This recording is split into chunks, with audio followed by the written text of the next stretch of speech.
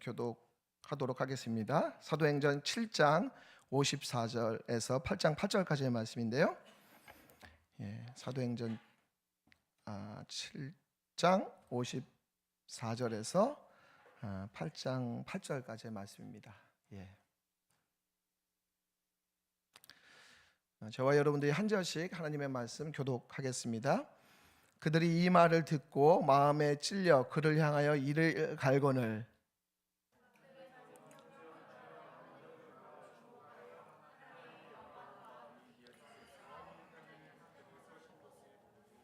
말하되 보라, 하늘이 열리고 인자가 하나님 우편에 서신 것을 보노라 한데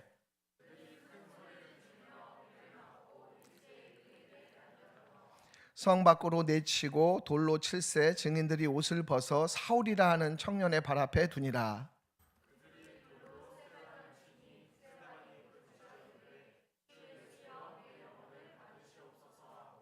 무릎을 꿇고 크게 불러 이르되 주여 이 죄를 그들에게 돌리지 마옵소서. 이 말을 하고 자니라.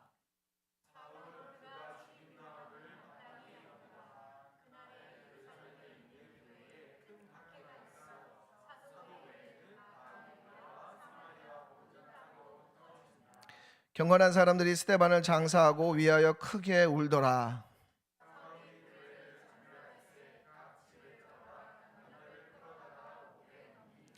그 터진 사람들이 두루 다니며 복음의 말씀을 전할세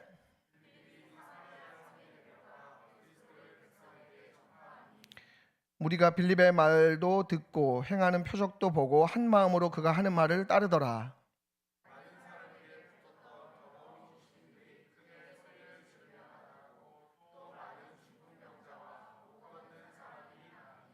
그 성에 큰 기쁨이 있더라. 아멘. 그 말씀을 나누기 전에 어떠한 말로 좀 같이 인사하면 좋을까 그 생각을 제가 좀 했거든요. 문득. 그래서 바울이 편지에서 썼던 그 인사법을 가지고 서로 좀 인사하면 좋겠다 그런 생각들을 해봅니다. 그래서 옆에 있는 분에게 주님의 은혜와 평화가 함께하길 원합니다. 그렇게 한번 좀 축복할까요? 주님의 은혜와 평화가 함께하기를.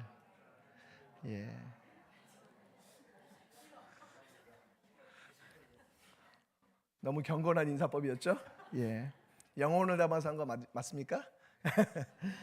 주님의 은혜와 평화가 저와 여러분에게 함께 있기를 원합니다. 지금 저희가 이제 사도행전 말씀으로 말씀 묵상을 하고 있고 또 일반부는 주일 예배 후에 말씀 나눔 소그룹에서 이제 이 말씀을 가지고 같이 나눔을 하고 있는데요. 이 사도행전 말씀을 통해서 복음이 어떻게 전해지고 또 교회가 세워져 가는지 사도행전 말씀을 통해서 우리가 보게 됩니다. 사실 복음은 우리의 상식과 통념을 깨뜨립니다. 사실 시작부터 우리의 일반적인 통념을 깨뜨리는데 바로 복음이 중심부에서 시작된 것이 아니라 바로 후미진 시골에서 복음이 태동했죠. 뿐만 아니라 교주가 죽었어요. 그럼 흔히 그 종교는 끝나야 되잖아요. 근데 더 확산되고요. 또 따르는 제자들이 이제 흩어집니다. 그러면 이제 문 닫아야 될 것 같은데 오히려 그 전파되는 그런 일들이 일어나는 것을 보게 됩니다. 그런 측면에서 복음에는 이러한 역설과 아이러니가 존재함을 보게 됩니다. 복음은 확실히 어떤 인간적인 시선이나 예상을 뛰어넘는 그런 것을 우리가 보게 됩니다. 망했다고 생각했던 시점에 꽃을 피우기도 하고 또 어떤 면에서는 반대로 성공했다라고 생각했던 그 시간이 오히려 가장 큰 위기의 순간으로 보이기도 합니다. 위아래가 뒤집히고 역전되는 일들이 일어나죠. 그것은 기독교 역사 속에서도 종종 등장하게 되는데 박해의 시기가 어떻게 보면 가장 복음적이고 크리스텐덤이라고 하는 기독교가 공인되고 기독교가 지배하는 시대가 어떻게 보면 가장 큰 위기의 순간으로 보이기도 합니다. 그래서 복음에는 이러한 역설이 참 많이 등장합니다. 신약의 유일한 역사서라고 하는 이 사도행전은 성령의 행전, 바로 또한 교회의 행전이라고 알려져 있습니다. 그만큼 어떻게 예수 그리스도의 이 복음이 교회로 확장되고 교회가 세워지는지에 대해서 말씀하고 있습니다. 사도행전에 등장하는 이 교회가 세워지는 과정도 우리의 통념을 깨뜨리는 것은 마찬가지였습니다. 흔히 우리가 생각할 때 교회의 성장은 어떠한 탁월한 전략이나 선교 전략이나 아니면 부흥회 같은 것들을 통해서 확산될 것 같아요. 교회의 성장이 세워지고 확장되는 것이. 그러나 오늘 우리가 읽었던 말씀에서 알 수 있듯이 교회의 성장은 오히려 박해를 통해 확산되는 것들을 보게 됩니다. 오늘 우리가 읽은 이 말씀은 그 박해의 주인공에 대해서 이야기하고 있습니다. 그 사람은 우리가 잘 알고 있듯이 스데반이죠. 예. 스데반은 기독교 최초의 순교자입니다. 최초의 순교자는 12제자도 아닌 바로 스데반이라는 사람이었습니다. 스데반에 대한 내용은 사도행전 6장에서 시작해서 8장에 이르기까지 차지하고 있습니다. 적지 않은 분량이죠. 예. 뭐 베드로라든지 아니면 바울이라든지 아주 걸출한 신앙의 영웅이나 위인도 아님에도 불구하고 사도행전이라는 이 책에 3장에 걸쳐서 등장하고 있는 것들을 보게 됩니다. 스데반이 어떤 사람인지에 대해서 사도행전 6장에 기록되어 있는데 스데반은 7집사 중에 한 사람으로 은혜와 성령이 충만한, 은혜와 권능이 충만하고 또 지혜와 성령으로 말하는 사람이었다라고 사도행전 6장에서 말씀하고 있습니다. 그래서 공의에 잡혀간 스데반을 바라본 사람들이 이 스데반의 모습을 보면서 다음과 같이 증언을 해요. 그 말씀을 같이 한번 좀 같이 읽어보면 좋겠는데 6장 15절 말씀 같이 한번 읽어볼까요? 읽겠습니다. 시작. 공회 중에 앉은 사람들이 다 스데반을 주목하여 보니 그 얼굴이 천사의 얼굴과 같더라. 예. 나름대로 그 사내들인 공회에 있는 사람들은 굉장히 경건한 사람들이고 뛰어난 사람들임에도 불구하고 그 사람들이 스데반을 봤는데 스데반의 얼굴이 뭐와 같았다고요? 천사의 얼굴과 같았다. 예. 여러분 옆에 있는 사람 한번 보세요. 어떠십니까? 천사의 얼굴 같습니까? 예. 아무리 세수를 많이 하고 화장을 진하게 해도 예, 그렇게 천사와 같은 얼굴이 되기가 참 쉽지가 않지 않습니까? 예. 근데 이 스데반을 바라보면서 어떻게 얘기하냐면 천사의 얼굴과 같았다. 예. 그러니까 성령과 은혜가 충만했을 때 볼 수 있는 그러한 어떠한 외모로 보여집니다. 우리가 사람의 인격과 신앙은 그 얼굴에 나타날 때가 많지 않나요? 근데 이 스데반이 그만큼 성령과 은혜가 충만한 사람으로 인식되었던 것 같습니다. 이러한 스데반이 공회원들 앞에서 이스라엘의 역사에 대해서 쭉 얘기하면서 6장과 7장에 걸쳐서 쭉 얘기하면서 어떻게 조상들이 선지자들을 죽이고 또 마침내는 하나님의 아들인 예수 그리스도를 죽였는지에 대해서 전문맥에서 말씀하고 있습니다. 그리고 그 말을 듣고 공회원들이 반응하는 것이 오늘 말씀에 54절의 말씀에 나오죠. 예, 54절 말씀 한번 읽겠습니다. 시작. 그들이 이 말을 듣고 마음에 찔려 그를 향하여 이를 갈거늘 이라고 말씀하고 있습니다. 그들이 이 말을 듣고 마음에 찔려. 예, 그러면 그 다음 반응은 회개했더라. 뭐 이렇게 이제 나와야 될 것 같잖아요. 예, 마음에 찔렸다는 것은 이제 분개했다 이런 의미거든요. 분개했다. 근데 그 마음에 찔리면서 어떻게 반응하냐면 스데반을 향해서 이를 갈았다. 이렇게 얘기하는 것을 보게 됩니다. 예. 그랬을 때 이 스데반의 반응, 스데반이 55절의 말씀 보니까 성령이 충만했다. 그거에 대한 반응이 뭐냐면 이를 가는데 그거에 대해서 공포하거나 두려워하는 것이 아니라 스데반은 성령이 충만해서 하늘을 보는데 하늘을 우러러 주목하여 하나님의 영광과 예수께서 하나님 우편에 앉아 계신 것을 스데반이 보고 있는 거죠. 스데반이 보고 있습니다. 스데반은 성령이 충만했고 그 하늘을 바라보면서 하나님의 영광을 봐서 예수님께서 하나님 우편에 앉아 계시는 것을 보게 되는 것이죠. 예. 그리고 그것에 대해서 증언했을 때 이 공회원들이 어떻게 또 반응하냐면 귀를 막고 일제히 그를 달려들어 돌로 스데반을 죽여버립니다. 예. 그러면서 스데반이 그 죽어가면서 돌에 맞아서 죽어가면서 했던 기도가 있죠. 스데반이 죽어가면서 했던 그 말들, 외침, 기도가 59절과 60절 말씀에 나옵니다. 59절과 60절 말씀 우리 다시 한번 읽어보도록 하겠습니다. 읽겠습니다. 시작.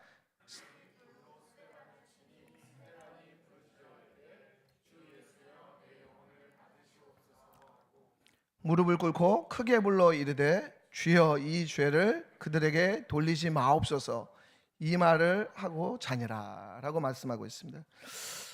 여러분 어디서 많이 들어본 말씀이죠? 그죠? 예, 주 예수여 내 영혼을 받으시옵소서, 주여 이 죄를 그들에게 돌리지 마옵소서. 예. 이 말씀은 예수님께서 십자가 상에서 했던 그러한 말씀입니다. 가상실현의 말씀이죠. 예. 사실 우리가 그 예수님한테는 이렇게 비교하기가 어렵잖아요. 왜냐하면 하나님의 아들이시니까. 예수님께서 가상실현에서 그런 말씀을 하고 돌아가신 거는 뭐 이렇게 예수님이니까 그렇게 생각할 수 있어요. 근데 사람인 스데반이 예수님과 똑같은 고백을 하고 죽는 것을 보게 됩니다. 예. 넘사벽의 신앙이 아닐 수가 없죠. 사람은 극한 고난이나 고통을 당하면 대체로 연민이나 원망이나 독한 비난을 합니다. 자기 자신이나 상대방에 대해서. 근데 이 스데반은 굉장히 남다른 그런 놀라운 아주 위대한 예수님과 똑같은 그런 말을 하면서 죽게 되는 것입니다. 예수님께 자신의 영혼을 의탁하며 자기를 죽이려는 사람을 용서하는 놀라운 기도를 올리고 있죠. 벌거벗은 기독교라는 책이 있습니다. 존 딕슨이라는 사람이 쓴 책인데 그 책에서 그 그리스도교의 원곡조가 무엇이냐. 왜냐하면 기독교의 그 유구한 역사 가운데서 기독교가 그 잘못한 일들도 이제 굉장히 많기 때문에 또 잘한 것도 많지만, 그래서 그 원곡조가 무엇인가에 대한 그 이야기를 쓴 책이 있어요. 벌거벗은 기독교이라는 그 책에서. 근데 거기서 두 가지를 언급하는데 그 두 가지가 뭐냐면 하나는 하나님의 형상이고 다른 하나는 원수사랑입니다. 그것이 기독교의 원곡조라는 거예요. 그래서 이 하나님의 형상은 우리가 잘 알듯이 창세기 1장 26절에서 28절에 하나님의 형상에 대한 얘기가 나오죠. 우리 27절 말씀만 같이 한번 읽어볼까요? 창세기 1장 27절 함께 읽겠습니다. 시작. 하나님이 자기 형상 곧 하나님의 형상대로 사람을 창조하시되 남자와 여자를 창조하시고 라고 말씀하고 있습니다. 예. 그러니까 이 내용을 볼 때 모든 남자나 여자나 아이가 하나님의 형상을 따라 창조되었다는 것이죠. 그러니까 인간의 존엄성은 바로 하나님의 형상에 기초한다는 것입니다. 그리고 도덕적 평등 개념이 이 하나님의 형상 가운데서 등장하고 있죠. 예. 또 한 가지는 바로 이제 원수사랑인데 누가복음 6장 27절에 이 말씀이 나옵니다. 함께 읽겠습니다. 시작. 너희 원수를 사랑하며 너희를 미워하는 자를 선대하며 라고 기록하고 있습니다. 그러니까 이 두 가지, 하나님의 형상과 그리고 원수사랑이라고 하는 이 두 가지를 통해서 기독교는 확산되고 자라갔음을 이 기독교 역사가는 말하고 있습니다. 그리고 이 두 가지 멜로디 라인에 따라서 잘 연주를 했을 때, 그랬을 때 기독교는 건강하게 성장하고 자라갔습니다. 반대로 이 원곡조를 잃어버릴 때, 십자군 전쟁이라든지 종교 재판이라든지 아니면 영아살해라든지 재산 축적이라든지 뭐 아동 성폭행이라든지 이런 것들이 바로 이 원곡조를 따라가지 않았을 때, 그랬을 때 기독교는 부패하고 변질되는 그러한 역사를 가지고 있다라는 것이죠. 저는 이 사도행전 말씀을 보면서 이 스데반의 이 기도를 보면서 이게 얼마나 어려운 일인가. 그렇죠? 너희 원수를 사랑하며 너희를 미워하는 자를 선대하며. 우리는 작은 비난과 고통 속에서도 사실은 그것을 잘 견디지 못하는 경향이 있습니다. 그것이 우리가 가진 연약함이고 또 죄성이죠. 어떻게 보면 자연스러운 반응인 것 같아요. 그런 어떠한 미움이나 시기라든지 아니면 분노라든지. 그래서 너희 원수를 사랑하며 너희 미워하는 자를 선대하라라는 이 말씀은 우리의 본성을 거스리는, 역행하는 그러한 가르침이라고 할 수가 있습니다. 우리는 원수를 보거나 나를 미워하는 자를 보면 도끼가 올라옵니다. 그죠? 예. 그런 도끼가 올라와요. 저도 그런 경험을 할 때, 내 안에 이런 독함이 있었나? 그런 것들을 제가 새롭게 발견할 때가 있습니다. 예. 우리 안에 어떤 악마성이 있죠. 악마성이 있습니다. 그래서 사실 이 말씀을 우리의 삶 가운데서 실천한다는 것이 얼마나 어려운지 모릅니다. 너희 원수를 사랑하며 너희를 미워하는 자를 선대하며. 제가 이 말씀을 가지고 좀 이렇게 묵상을 했는데 정말 씨름하고 기도할 수밖에 없다. 우리가 어떤 상황 가운데 대면했을 때, 내가 원수라고 생각하는 그 사람을 내가 이렇게 대면했을 때 정말 씨름하고 기도할 수밖에 없다. 우리가 기도할 이유가 있다면 바로 이런 이유가 아니겠는가, 그런 생각을 해보는 거죠. 오늘 본문의 스데반은 돌을 맞고 죽어가면서 그들을 비난하지 않고 예수 그리스도의 그 말씀을 자기 자신에게서 담아서 기도하는 것을 보게 됩니다. 그리고 자신의 영혼을 주님께 의탁하고 자신을 죽이려는 사람들을 용서하는 그러한 기도를 올리고 있습니다. 이러한 이 스데반의 순교는 복음의 역사를 새로운 길로 인도하게 됩니다. 스데반의 순교가 두 가지의 커다란 영향을 끼치는데, 하나는 사울의 회심입니다. 사울의 회심. 오늘 본문 보니까 이 사도행전 저자 누가는 스데반의 죽음과 사울을 계속 대비시켜요. 사울을 계속 소환하서 사울을 언급합니다. 58절과 8장 1절 말씀에서 사울이 스데반을 어떻게 대했는지에 대해서 말씀합니다. 이 스데반의 죽음의 현장에서 사울을 소환하고 사울을 언급하죠. 그리고 우리가 잘 알고 있듯이 사도행전 9장에 보면 사울이 다메섹 도상에서 회심하는 그러한 일들이 일어나게 됩니다. 그리고 이방인의 사도가 되는 이 바울을 우리가 보게 됩니다. 이 바울은 이후에 사도행전 22장 20절에서 스데반을 언급합니다. 제가 한번 읽어드릴게요. 또 주의 증인 스데반이 피를 흘릴 때 내가 곁에 서서 찬성하고 그 죽이는 사람들의 옷을 지킨 줄 그들도 아나이다라고 얘기합니다. 바울에게 있어서 이 스데반의 죽음은 깊이 각인되어 있어요.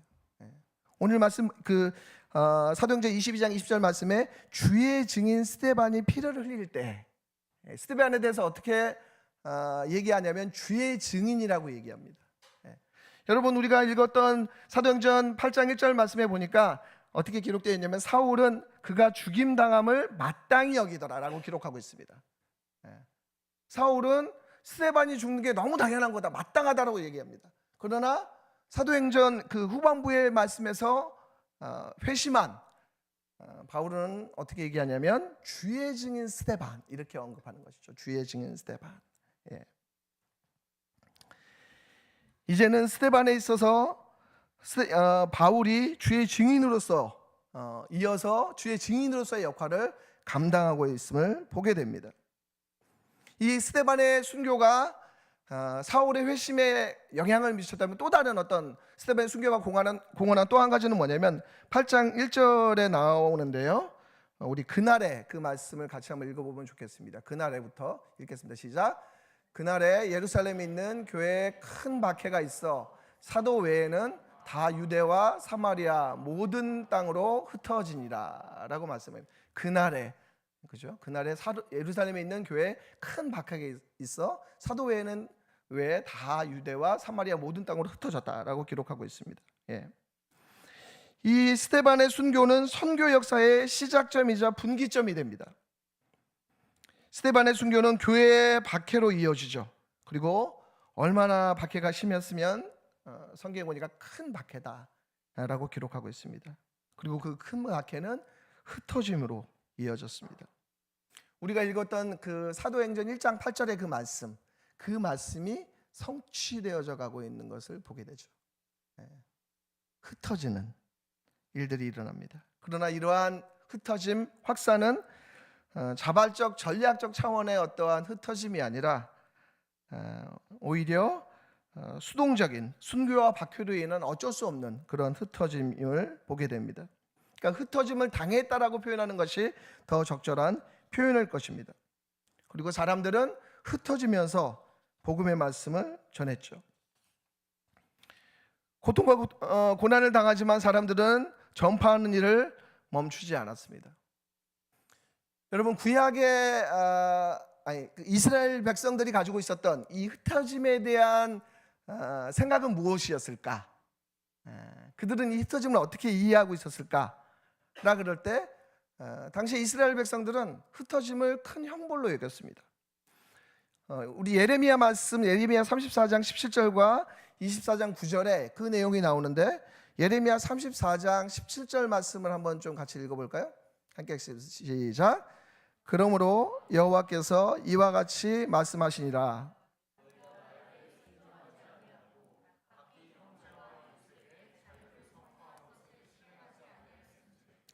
내가 너희를 대적하여 칼과 전염병과 기근에게 자유를 주리라.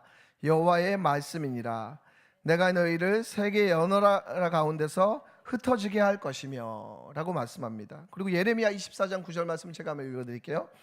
세상 모든 나라 가운데 흩어져 그들에게 환난을 당하게 할 것이며, 또 그들에게 내가 쫓아보낼 모든 곳에서 부끄러움을 당하게 하며 말거리가 되게 하며 조롱과 저주를 받게 할 것이며 라고 말씀하고 있습니다.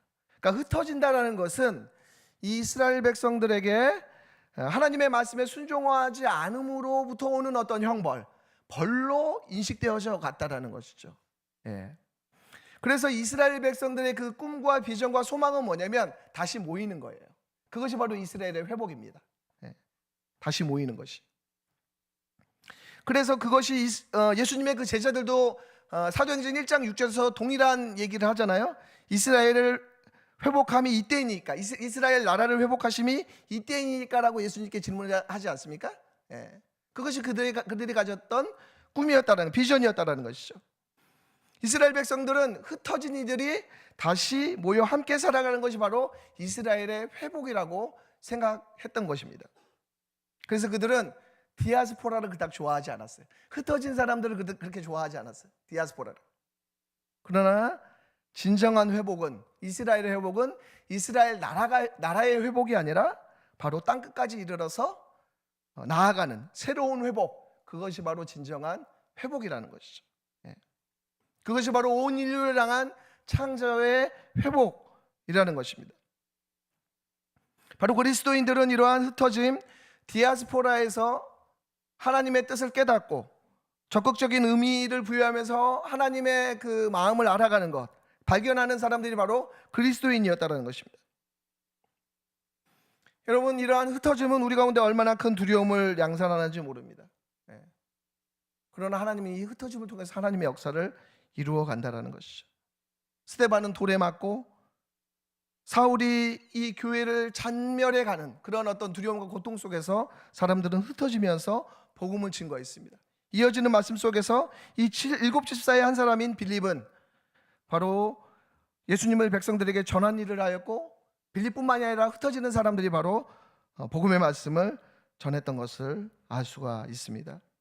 그리고 전해지는 그 말씀 가운데 우리 사도행전 8장 8절에 어떤 일들이 벌어지냐면 큰 기쁨이 있었다고 얘기합니다. 그 성에 큰 기쁨이 있다라고 얘기하고 있습니다. 저는 이 57절의 큰 소리, 그리고 8장 1절의 큰 박해, 그리고 8장 8절의 큰 기쁨, 이것이 눈에 들어오더라고요. 복음은 이러한 역설 그리고 아이러니라는 환경 속에서 드러날 때가 참으로 많습니다. 그것이 바로 십자가가 주는 교훈이고 또 십자가가 주는 가르침입니다. 바울은 바로 역설의 사람이었고, 이러한 환경 속에서 복음이 얼마나 위력을 가지고 위력을 발휘하는지 잘 아는 사람이었습니다. 바울이라는 사람이 등장하기까지 그 이면에는 스데반의 죽음, 또 교회의 박해가 있었습니다. 말씀을 정리하고자 합니다. 오늘 말씀을 통해서 우리는 교회가 어떻게 세워지고 복음이 확장되어져 가는지 그 모습과 방식을 살펴보았습니다. 첫 번째는 바로 스데반의 죽음인 것이죠. 스데반의 죽음. 이 스데반의 죽음은 하나님을 향한 신뢰와 원수의 사랑을 보여주고 있습니다. 최초의 순교자 스데반의 죽음은 교회가 어떠한 기초 위에 세워져야 되는지에 대해서 말씀해 주고 있습니다. 교회가 어떠한 모범 위에서 세워져야 되는지 우리는 스데반을 통해서 배우게 됩니다. 그의 말과 행동은 바로 예수님을 닮아 있다라는 것이죠. 예수님을 닮아 있다라는 것이죠. 우리도 우리가 가지고 있는 여러 한계들을 갖고 있습니다. 우리의 본성, 우리의 연약함, 죄성들이 있습니다.